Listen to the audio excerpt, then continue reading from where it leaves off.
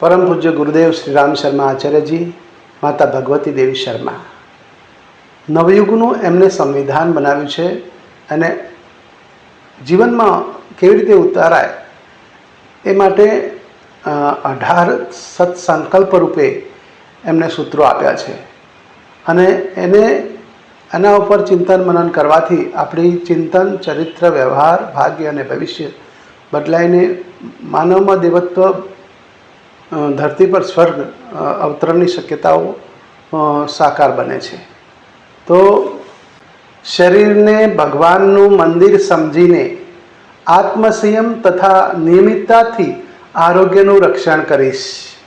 શરીરને ભગવાનનું મંદિર સમજવાનું છે, કારણ કે એમાં ભગવાનનો ટુકડો, ભગવાનનો અંશ એ આત્મા રહેલો છે અને આત્મા હોવાથી જેમ આપણે ગરબામાં માટલીમાં દીવો મૂકીએ છીએ અને આખું એના અજવાળું આખા માટલામાં અને એના કિરણો દ્વારા બહાર પણ પ્રસરે છે, એવી રીતે આપણો આત્મા આપણી બધી જ ક્રિયાઓ, ભાવનાઓ, વિચારણાઓ, જીવન, હલનચલન બધાનું કેન્દ્ર આત્મા છે અને એ આત્માનું આપણે ધ્યાન કરવાનું છે કે હું શરીર નહીં, આત્મા છું અને આત્માના કલ્યાણ માટે ધરતી ઉપર આવ્યો છું અને મારે મારા ઉપર ફેલાયેલા મળ અને કશાય કલ્મશ એટલે કે દોષો, દુર્ગુણો, કુટેવો, દુર્ભાવનાઓ, દુશ્ચિંતન, દુર્ભાવનાઓ આ બધું દૂર કરીને મારા અસલી સ્વરૂપમાં પ્રકાશિત થવાનું છે।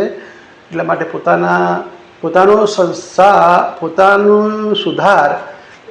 પોતાનો સુધાર એ સંસારની સૌથી મોટી સેવા છે, એવું પરમ પૂજ્ય ગુરુદેવ કીધું છે। કેમ કે આપણે શરીર નહીં, આત્મા છીએ અને આત્મા ઉપર જન્મ જન્માંતરના કુસંસ્કારો રાખ જામી ગઈ છે, એને દૂર કરવાથી તરત જ આત્મા પ્રકાશિત થશે અને એને પોતાનું સ્વરૂપ, લક્ષ્ય અને ઉદ્દેશ સૂઝશે અને એ સારું કરવા મળશે, ભગવાનના કામમાં મદદ કરવા લાગશે। સમયદાન અને અંશદાન એ પણ ભગવાનના કામમાં જોડાવાની શરતો છે, એમાં આપ આપની રીતે કરશો। આની પુષ્ટિ રામકૃષ્ણ પરમહંસ એ પોતાના પુસ્તકમાં લખ્યું છે, પોતાના શરીરને બતાવીને કહેતા, યહ દેહ તો દેહ નહીં, यह तो हमारी माँ का वास स्थान है। हमारी माँ का वास स्थान, माનું રહેવાનું સ્થળ, માની રહેવાની જગ્યા છે, માં અહીંયા રહે છે એવું કહેતા। यह देह तो देह नहीं, यह तो हमारी माँ का वास स्थान है।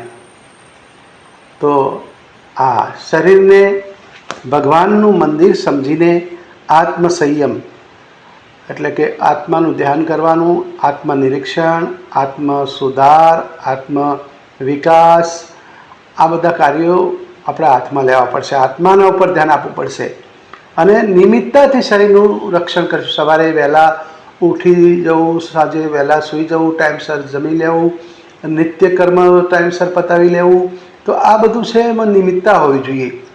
નિયમિતતા આપણા જીવનનો આધાર છે, કારણ કે આપણે સૂર્યદેવ સાથે જોડાયેલા છીએ અને સૂર્યદેવ એ નિયમિતતા સાથે જોડાયેલા છે।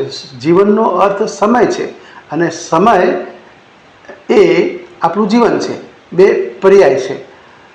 કોઈને પૂછવામાં આવે કે તમને કેટલા વર્ષ થયા, તો કે મને 40 વર્ષ થયા। વર્ષ શાના બનેલા છે? મહિનાના। મહિના શાના બનેલા છે? દિવસના। દિવસ શાના બનેલા છે? કલાકના। કલાક શાના બનેલા છે? મિનિટનો। મિનિટ શાની બનેલી છે? સેકન્ડની। તો જીવનનો અર્થ છે સમય। જેને જીવન બચાવવું હોય એ સમય બચાવે, જેને જીવનનો સદુપયોગ કરવો હોય એ સમયનો સદુપયોગ કરે।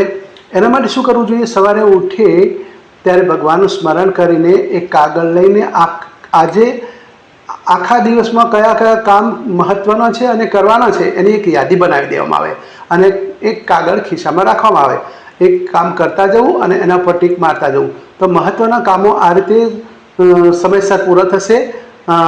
થોડા કઠિન કામો પહેલાં લેવા અને સરળ કામો પછી લેવા, એક સાથે અનેક કામો પણ થઈ શકે છે, તો એ આપણી બુદ્ધિ પર આધાર છે। પણ રોજિંદા સમયનો ઉપયોગ કરવામાં આવે। દરેક દિવસ નવો જન્મ, દરેક રાત નવો મોત, દરેક દિવસને નવો જન્મ મળ્યો એવું કહેવામાં માનવામાં આવે અને આજનો દિવસ જ આખું જીવન છે। રાતે મરવાનું છે એટલે કે ઊંઘ એટલે મરણ. તો આખા દિવસનું કામો નક્કી કરીને જો કરવામાં આવે, ભાવનાઓ નક્કી કરવી, વિચારણાઓ નક્કી કરવી, ક્યાં ક્યાં છેતરાવાનું સંભાવના છે, ક્યાં ખરાબ વિચાર આવવાની સંભાવના છે, એની પહેલેથી એ વિચારો સામે એવી ફોજ કરીને ઉચ્ચ ભાવનાઓને વૃત્તિઓને તૈયાર કરવામાં આવે અને આ રીતે આપણા જીવનને આખા દિવસને શ્રેષ્ઠ બનાવવાની પ્રવૃત્તિ કરવામાં આવે, એ જ અભ્યર્થના ચંદન વાલમિયા પાટણના. જય ગુરુદેવ, જય માતાજી.